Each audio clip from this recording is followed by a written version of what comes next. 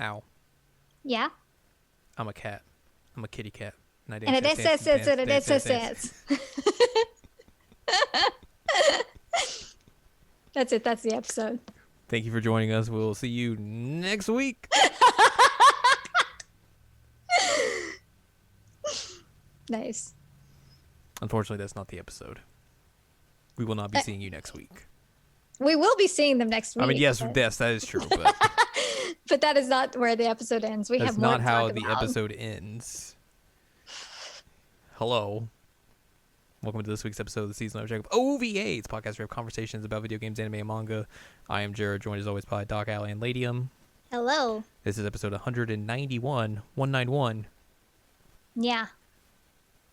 Yeah, yes. Yes. Yes. Yes. We're going to talk about some cats. Some kitty Kitties. cats. Dance, dance, dance, dance, dance, dance.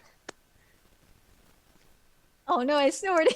I think you got lucky that time where it didn't pick up, Oh good. Yay. which is unfortunate.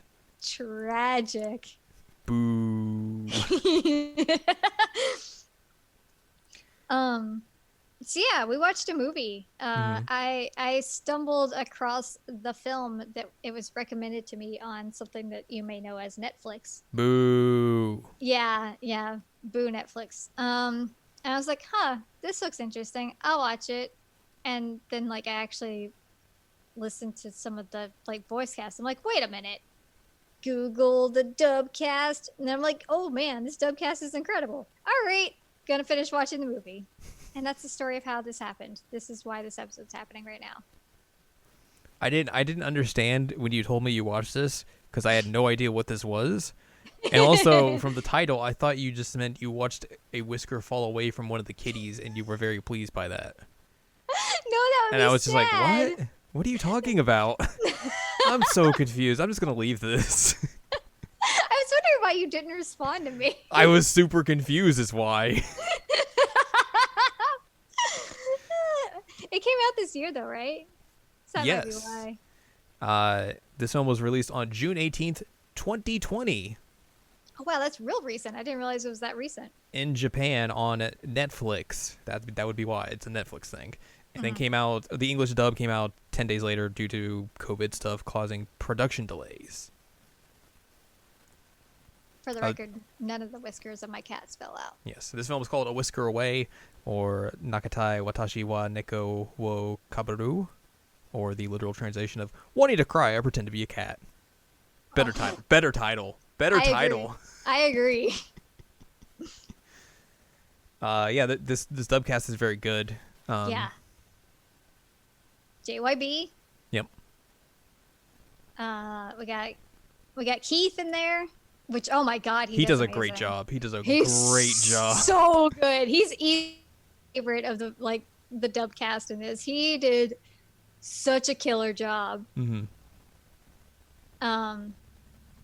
Well, now I'm blanking on the rest of them, but they're all good. The people we know. Yeah. Pappenbrook's in here. Yeah, he's one of the little. Christina V's in here. Yes. A lot of familiar names and Yeah. faces. Not faces. They don't show their faces. Not in this anyway. Mm-hmm.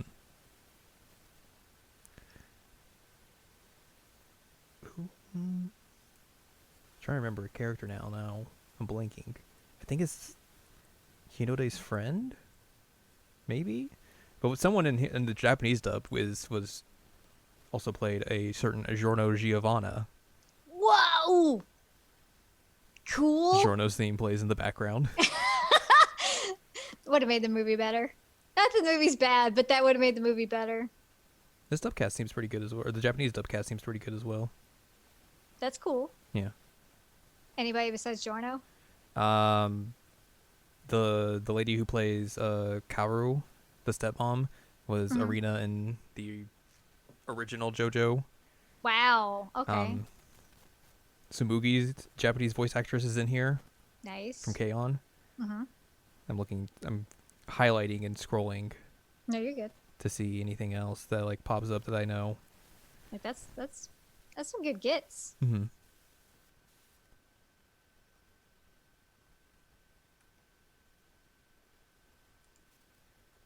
I mean, honestly, I just saw Cat and I was like, click. Of course. I think this is the dude who helps at the pottery shop that the Hmm. that Hinode's Oh, sister's in love with. yeah, yeah. In Japanese, he is voiced by the same dude who voices one Yu Narukami. Oh my God. You know, that actually makes sense. Mm-hmm. I could see that. They got the swag. They got that swag. The swagger. I could see it. And then I think the mom, the Hinode mom, is voiced by in Japanese by the same voice actress who did Sailor Jupiter in the original Oh, wow. Sailor Moon dub. Jeez. Yeah, so the dub's great on both sides. Mm-hmm. That's fantastic. I watched in English because I did. Because I mean, it defaults you to English as well, so it's pretty easy Yeah, to do so. that's fair. So yeah. This film, like I said, came out just very recently, like a few months back. Directed by Junichi Sato, who has done some stuff in his past. He was a series director on Sailor Moon and Sailor Moon R Wow. way back in the day. Was a storyboardist for a show called Neon Genesis Evangelion. Oh my God. So some stuff you might know. Some things. Some A few important things. things. And then this is also written by Mario Kata. Like this is her latest thing that she's done. So like I think I may have known about it through that aspect. Mm-hmm. Like it was like everyone was like, "Oh, this is the latest Mario Kata film." And I was like, "Okay, cool." It's on Netflix. I'm never gonna watch it. Yeah. Like me lying, I watched it. Mario Kata famous for a ton of stuff. She did series composition on Toradora, Darker Than Black, Anohana. What else? A bunch of stuff, essentially. She's done a ton. Dun dun. But yeah, you were basically like, "Hey, you should watch this film," and I was like, "Okay, I'll watch this film. We can talk about it on the podcast." Mm-hmm. Yeah, That and sounds like a good idea. I had to tell you at the beginning. I was like, so it's gonna come across as really weird at the beginning, but like get through it and then it'll be all right. Mm-hmm. And that is definitely the case. Like I almost turned it off because I was like, "Ugh, that's kind of weird," and I don't like that. Yeah, like the first like half hour or so, I was kind of just like, I don't know about this. Mm-hmm. You just have to push through that, and then you're like, okay, all right. This is feeling better now. It's feeling less creepy. All these So I guess characters are not likable. right. A lot of them really sucked at first, and so I guess like the general gist of the story is that you have this gremlin girl, who is very much in love with her classmate, and she is trying to get closer to him and failing miserably, except for the fact that she's like butt bumping him in public, which was funny as heck. But then she ends up meeting this cat mask salesman, and he's like, if you take this, then you can become a cat. And that's fun, right? And you dance. Yes, exactly. And so she puts on the cat mask and becomes a cat so that she can then interact with her crush without being herself.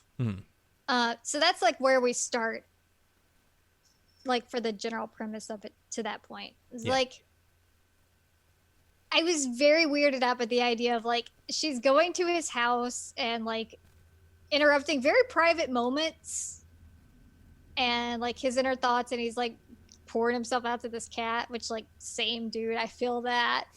And like even is naming it after like his dead dog, I think. Yeah.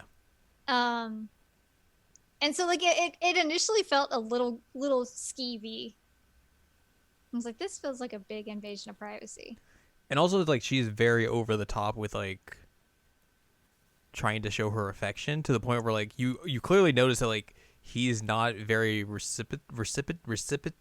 He's not into it. Yes, exactly. He doesn't reciprocate. Yes, that's the word I was looking for. So it's it. like at that point it's like you're just like, this just feels real creepy. Yeah, like And oh, you super got, you over the quit. top. Like you're borderline being a stalker. Yeah. Yeah, it's real creepy at first. Mm-hmm. And I mean, I think that her friend does try and like rein her in as best as she can, Yeah.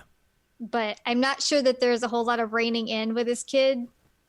Like I said, she's a different kind of gremlin than I am. Like she is, woof. Mm-hmm. But she gets character development. She does get character development. So I mean, helps. a lot of this movie is about the metaphor of wearing a mask, let's say. Correct. It is. Imagine that. Which obviously plays into the whole thing of, hey, you put on a mask, you become a different animal, or you become a cat, or whatnot, or if you get a human mask, you become a human. But also at the same time, it's the idea of like putting on this different character, this facade Metaphorical of yourself. masks. Yeah. To show people like, hey, this is how I really am, but in reality, you're totally not. Yeah. Which that was really good. Once they started like diving more into who she is, I was like, okay, now I'm into this. Yeah. Before that, like I said, it was just super creepy. Yeah. Super creepy. And like one significant plot point is that main dude, his family runs like a pottery shop, and he's really interested in continuing that shop. Like that's what he enjoys doing, and like it means a lot to his grandpa, and that's really what he wants to do. And his mom's like, no, can't afford it. No, we gotta sell it. We gotta shut this down. There are other pottery shops. And so like that's a big issue for him, and that like he's also going through like this inner turmoil of like, this is really what I want to do with my life, and essentially you're saying no, you can't do that. So that's a struggle. And doesn't let like anyone in on that, really. No, he doesn't let anybody but the cat in on that. And the cat is her. Yes. So she knows his secrets. And she's also being pressured by the mask salesman to be like, hey, why don't you just tell him this is what's happening? And she's like, no, I can't do that. It's like, well, why don't you just be a cat forever then? She's like, no, I don't want to. He's like, then you could just be by his side all the time. Which, God, I know we already mentioned it, but Keith did such a good job with that character. Like, Jesus Christ, he came across like just enough creepiness that I'm like, ooh. He's very creepy and slimy and like, yeah, in the way that like a real terrible used car salesman would be. It's exactly that. It's exactly like that. It's the same way where like immediately like there's something very off about this character, and like something he's going to be doing something very bad. Don't trust that man. Do not trust this giant cat who sells masks. Yep. And also just casually drops that like, hey, some cats want human masks. You could give up yours if you'd like. And I'm like, ooh, that's gonna be plot relevant, I'm sure. Do not do that. No, it was great. He's spooky. It's very spooky. So yeah, we find out a little bit more about like her life. We have her stepmom, I guess. Like I don't know if they're actually married. I assume they are. That she's not really comfortable with. We find out that like her mom left. Like her mom just like up and abandons her in grade school. And then her dad gets remarried, and she's just like, I don't want anything to do with any of this, really, but I'm just going to act like everything's okay. Yay. And like everyone like around her, like her new stepmom basically is like knows kind of what she's doing in a way, but like doesn't want to confront her because like she doesn't want to have like that tension in the household, because like obviously there's going to be tension regardless when you're someone new entering into a new family, essentially. So right. It's just this very standoffish like feeling between the two of them, where like on paper it looks like everything's okay, but in reality like you can clearly tell it's not. It's very much not okay. Yeah,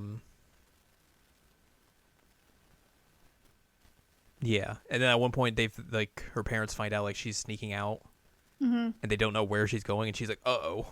I'm on Uh-oh. the roof. I was on the roof. And then the stepmom's cat, like, gets her in trouble. Yeah. Points out, like, she's there listening in. And then she's like, oh, this is on the roof. This is fine. I'm not going anywhere. I'm not a cat. I'm not a kitty cat. I don't dance, dance, dance, and I dance, dance, dance. Um, I don't remember at what point the whole like letter thing happens. It's like in the latter half of the film, but I think before that there's a point where we have to talk about. Okay. She is like, so she hangs out with Hinode as a cat, and he talks about like, oh, I've got to make my own lunch or something. She's like, oh, I would really love to have his lunch someday. And then like the next day, she's like, they're going to lunch. Right. She goes to hit him with the flying and then misses. It just like face plants, and then her friend's like, hey, we gotta go eat. And she's like, oh man, I gotta go eat. And then she hears these two kids who are like talking like, oh, Muge is just being real weird and everything. And her friend's like, are you gonna say anything about them? She's like, I don't care what they say about me, it's whatever. And then they start talking about Hinode, and they're like, oh, he's grades have been going up and everything. Probably cheated on the test. And then she like stands up. She jumps off the building.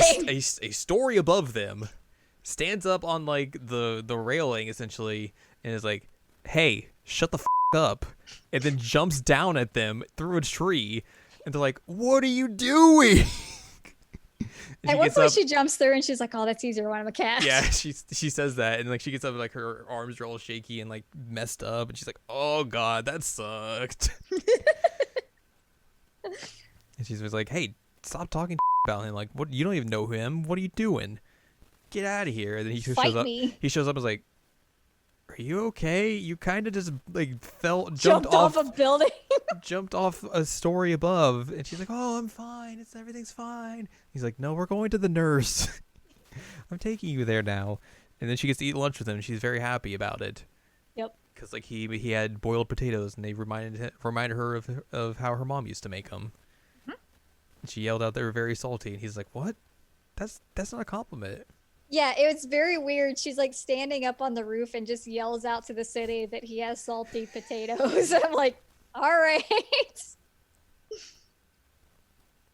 I was like, somebody's got to think that's an innuendo at some point. Mm-hmm.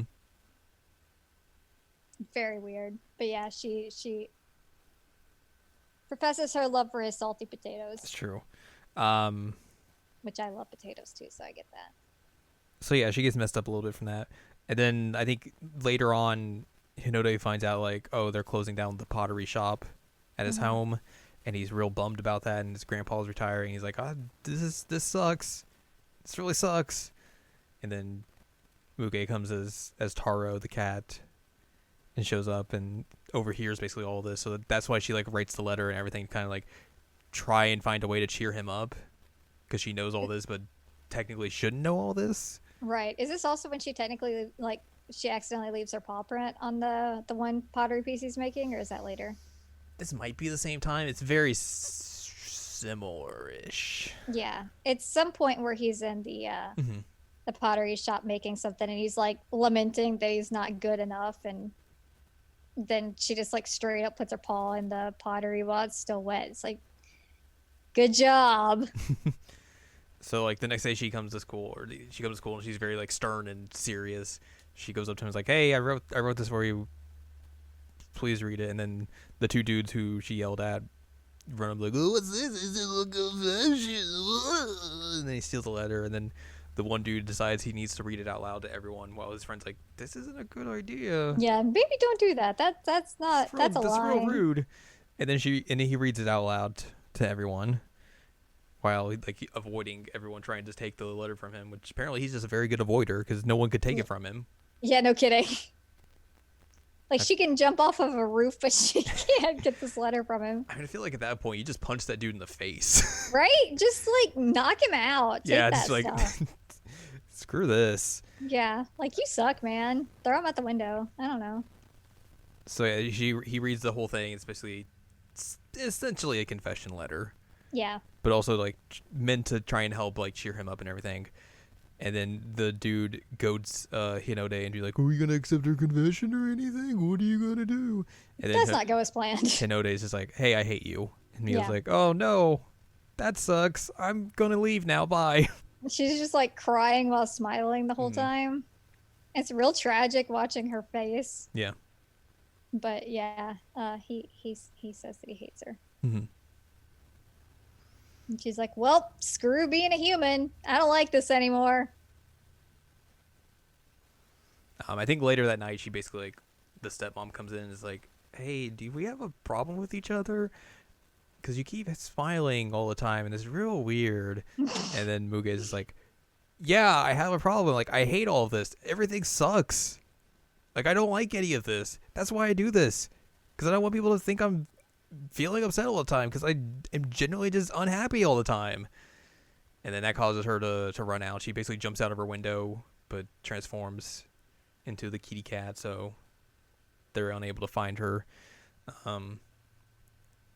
She goes to Hinode, and he's kind of like regretting what he said and everything, and very bummed out.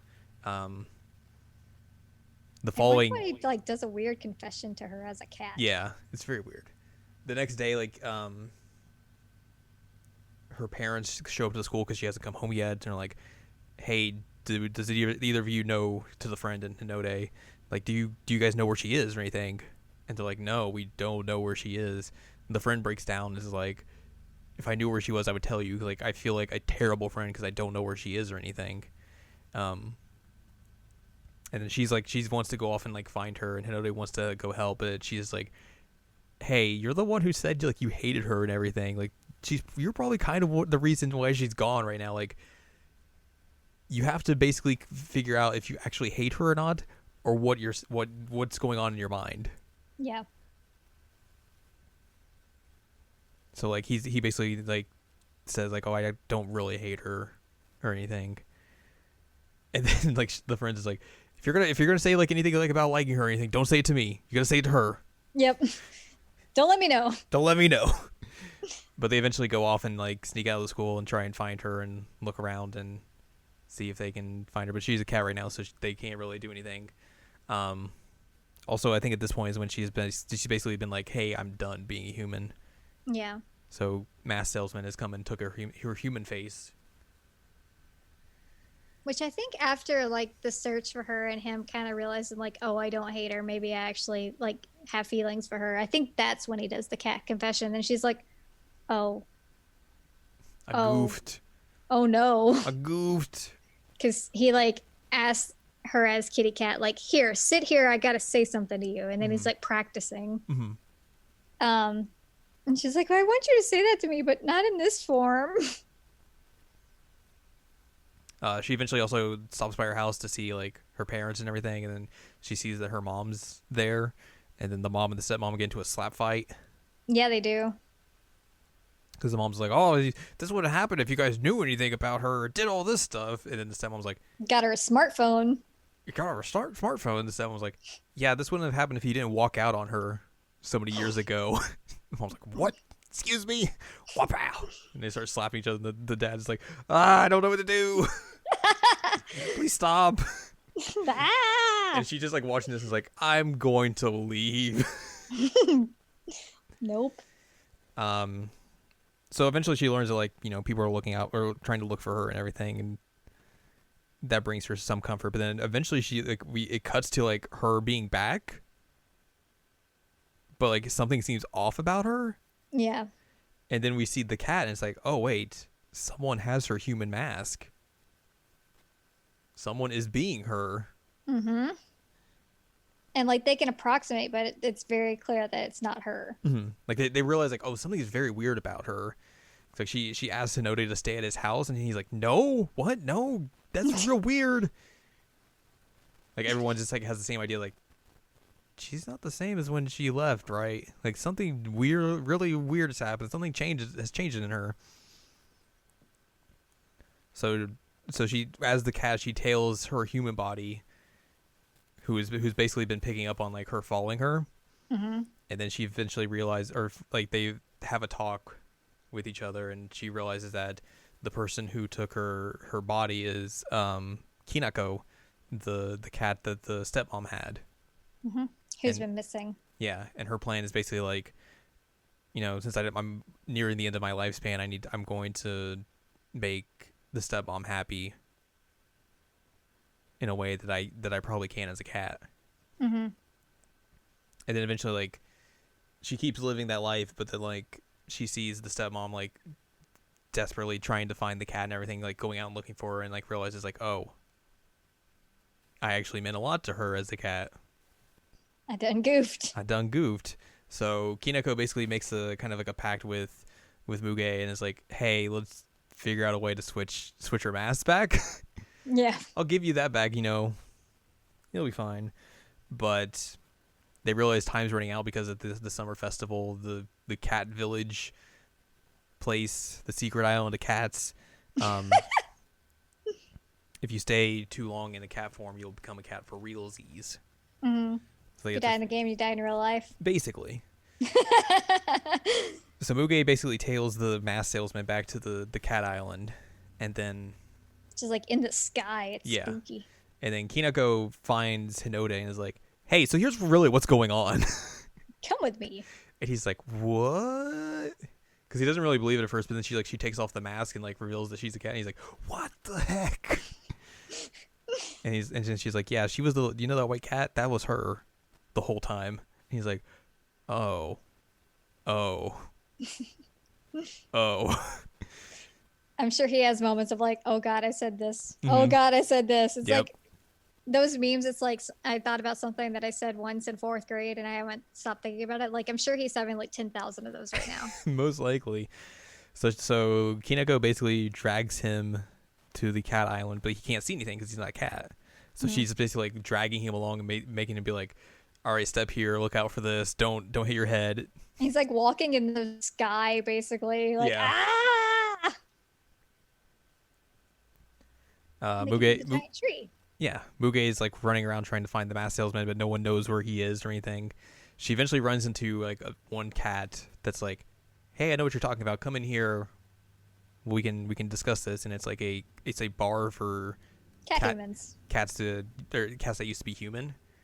And she talks to the people in there and learns like why they made the decision they did or anything, if they regret it or anything, and how she wants to find a way to reverse everything. Mm-hmm. The mask salesman shows up and is like, yeah, that's not gonna happen. I'm taking your lifespan and everything so I can live longer. Yay. Except the other cats in the bar are like, no, you're not, we're gonna beat you up. So like she's able to escape with the help of some of the human cats. Kineko and Hinode find the mask salesman shop or whatever and His lair. try and like bargain with him, but he's like, nah. Locks him in. He locks him in. Kineko gives Hinode a mask, but it just changes his arms into cat arms. Yeah, he That's doesn't it. become an actual cat. He just gets cat arms. Muge is able to find them, and they try and put One of the the mask. cat humans like freeze them from the Yes, lair. they try and put the human mask back on to Muge, but it doesn't work. Correct. And they basically say like she still has like deep down like doubts and fears about coming back into a human, so that's why it's not working. And then the mask salesman like captures her again and takes her to like the promised place. Mm-hmm. So like that she'll finish her transformation and be a cat for real, and he can get their Lifespan. He's also going to do that to Hinode as well because he's just a jerk. Yep. Mega jerk. So they keep trying to stop him, but he's able to extract like the lifespan from her. But like it just turns into a ball and bouncing around. He's like, no, I need my lifespan. And Hinode just like keeps like dragging him. He's like, no, get away. You can't has. You can't have this. Stop it. And then they basically think everything's about to go really badly, but then the other former humans show up again and start beating up the mask salesman again. Which is great. They just like No. dogpile on him. You don't get to do this. Hinode is able to put her lifespan back into her, and then they kind of just like confess feelings for each other, and then the mask is able to work. and everything is hunky dory. Yay! Kineko leads them out, and everything's fine. He loses his cat arms. He loses cat arms. Tragic. Very tragic. But everyone gets to be normal and they get to be happy. Yay! Yay. I did like the credit sequence, which is kind of like, here's what's happened afterwards, but it's like they didn't like voice it or anything. It's kind of like almost like kind of like comic formed essentially, Yeah. but with animation. So like you get to see like Muge coming back home and everything. I think she talks about like, oh, Kineko likes me now, and Kineko just like smugly looks away, and then Muge is like, oh, come on. Hinode tells his mom that he's going to do pottery, like he's sure of it. Muge tells her friend about how her and Hinode are together now, and she's like, what? You held hands? You told him you love him? He told you he loves you? What? What? Was the pottery moment where he says that the paw print was what sold the grandpa on the pottery? I think so. Because the whole time I was like, oh no, she messed up his pottery. And then he's like, yeah, my grandpa said that added an extra touch to it. Yeah. I'm like, nice. They also like show the two friends of Muge and Hinode like walking side by side and be like, hey, and then Muge shows up and is like, what's this? They're like, nothing's going on, we're just walking here, nothing's going on. He's like, I bet that's what's going on. This is real good. Yep, it's real funny. And then Hinode comes in and hits her with a flying. Yep, he does the butt bump. I was like, oh, we've come full circle. Now he butt bumps. He calls that the rear view. Is he really? No, that's what a wrestler calls that move. Oh, okay. I was like, Jesus. No, but I thought it was funny that he just straight up like gave her a taste of her own medicine by just like slamming his butt against her. Because like that's a hell of a way to introduce your main characters. Like, let's look at her just flying butt through at like this poor guy. Mm-hmm.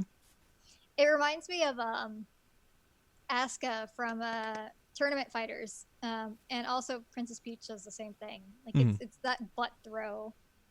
But yeah, like that's how you're introduced to her, is just her throwing her butt at this kid. That's how you got to do it. You know what? I mean, maybe I would have had more boyfriends in school if I just throw my ass at them. God. No, I mean, I'd fall on my face. But yeah, like I was saying, it started off rough. Mm-hmm. I was really unsure about it, and then like once we started getting more into like her psyche and understanding like she has a lot of insecurities. She might actually have some like issues with depression. Mm-hmm. But like she has problems, and like that made me not sympathetic for what she's doing, because I still think that it's wrong. But it made me understand why she would be like so adamant that she gets approval from somebody, especially somebody that she has feelings for. Mm-hmm. And like him eventually realizing that he has feelings was cute. But also him saying that he hated her, not cute at all. That was actually really mean. It's really mean, because like the whole time she's like, yeah, me and you are similar, because like deep down she kind of understands like what he's going through, because she's been going through the same thing. And he's like, no, we're not. What are you talking about? Because he doesn't understand her at all. Right. Because the only part of her he's seen is like this very energetic, upbeat version of her. And then later on, like he learns like through the friend, I think, is like, this is really what she's been going through. And then he's like, oh, she was basically right on that front. Yeah. That was my bad. Like she like sleeps out in the rain at one point outside between these statues that she had a moment with him like when she was the cat. and she just like cries outside for like a whole night. It's real sad. Mm-hmm. Made me sad. Um, and at one point he finally like puts things together because of her, like puts things together. He doesn't actually figure it out, but like he realizes they both smell the same.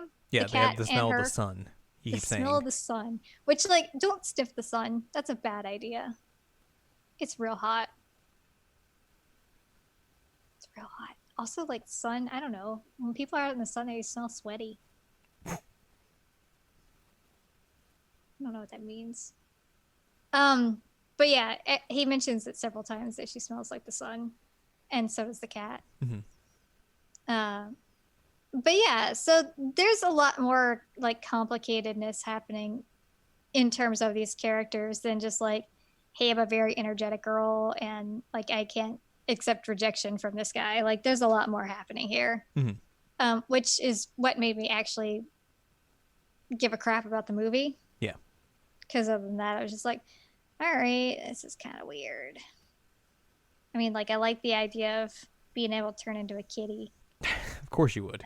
And I like the idea of Keith being a freaking creeper and selling these masks, Mm-hmm. doing backflips and stuff.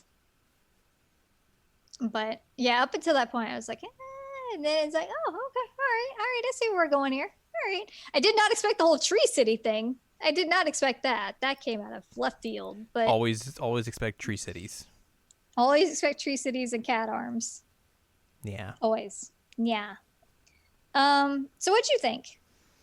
I think I kind of have similar thoughts as you. Like, the start of it is very hit or miss. I think, like you said, takes a little bit to get going, but like once you get going, like it becomes a lot more enjoyable. Like once they actually start diving into like the characters and like what they've gone through and everything, and adding depth and fleshing them out and everything like that. Again, like you said, it doesn't necessarily forgive some of her actions and make them less weird, but Or his in that sense. or his, but at the same time, like it makes you kind of understand like why they act the way they do. Yeah. But yeah, like I enjoyed it. Yay. It's a good self-contained story that really fits the medium of film essentially.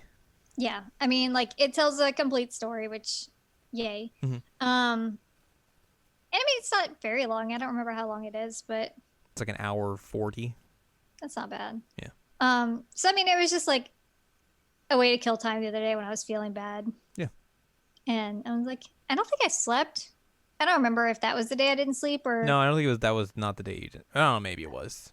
I don't remember. Anyway, I Had some watched days. it because I was just like, I gotta do something with my life. Yeah. And like I said, I saw like anime cute kitty being held up, and Netflix is like, you want to watch this, right? This is recommended for you. I was like, all right, click. I do like how your Netflix is a lot of just like, hey, do you want to watch anime or these K-dramas?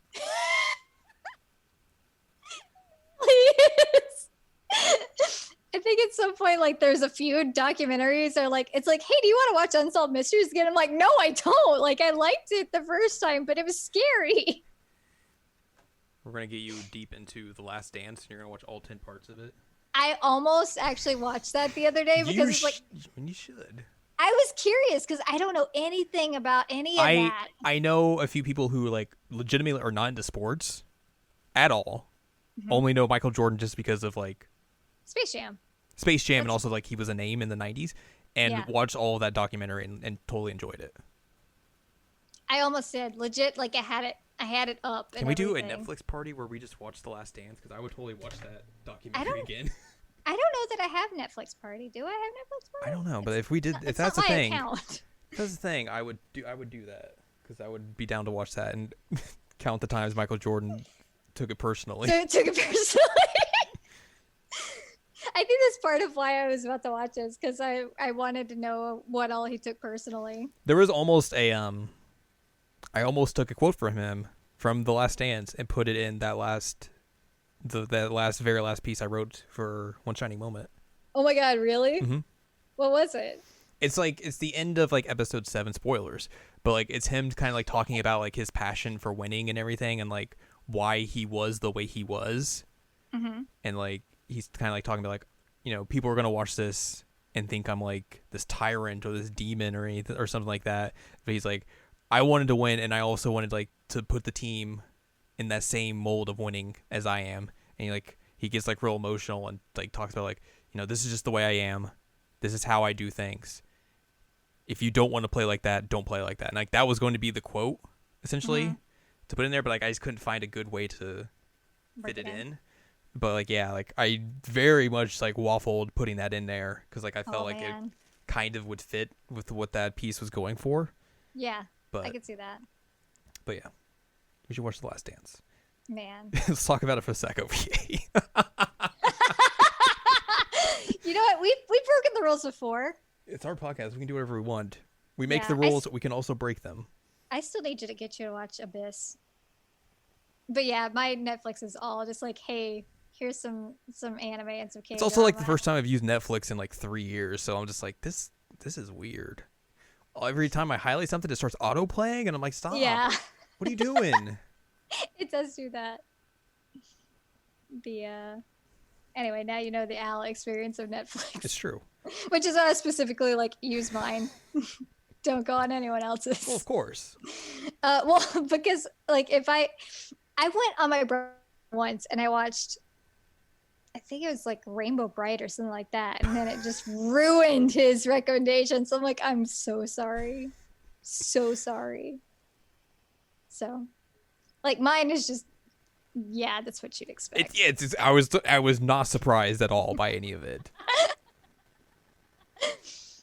But yeah, I pulled up Netflix for like, the rare time that I actually pulled up Netflix and I watched this movie, and it was cute. Yeah. Got some cute eventual romance that didn't suck. At the beginning it sucked, but it eventually didn't. Got some cat arms, which was cool. Got some like cat people. That was cool. The used car salesman got beat up. That was cool. It's true. And then you got some like, interesting storytelling about like people wearing masks, figuratively and literally. Mm-hmm. I'm glad you watched it. I Yeah. was kind of worried you wouldn't like it, but I'm glad that you enjoyed it. Thumbs up. Yay! Well, there you go. Max, you were eating so loud. Would you like to hear some news that I just heard? Yee. The Sailor Moon Crystal movies that are coming out next year now. Uh-huh. They cast one of the villain, or they cast the villains for it. One of them is Oh. someone you are going to be very happy with. Oh. It is one Shota Aoi. Yeah! What is he going to be? He will be playing Fisheye. Oh. Do I remember who Fisheye is? Probably not, but Okay. part 4 is weird. Oh, I barely remember reading the manga, so. Yeah, not surprised. But yeah, that's going to do it for this episode. If you would like more from us, go to seasonlanguagecheckup.com or sac.cool, where you can find past episodes of this podcast and other podcasts like Season Language Checkup, Jared Now Watch. You can also find columns reviews on the site as well. One Shining Moment will have wrapped up this week, so you go read all of those. They'll be All of be them. on the site. The Go check last 'em one out. made me cry. Well, not the last one. Not the last one, but Number 26. yeah. You can find more from Anne Ladyem at anneladyem.com. She's got columns and reviews. You can follow us on Twitter, twitter.com/animecheckup. And you can support us on Patreon, patreon.com/SACOVA. Buy us a slice of pizza. Get access, to unedited versions of the podcast, bonus episodes, so all sorts of fun stuff. Next week, we will talk about stuff. I don't know. Maybe we'll talk about games I've been playing recently. Old games I've been playing recently.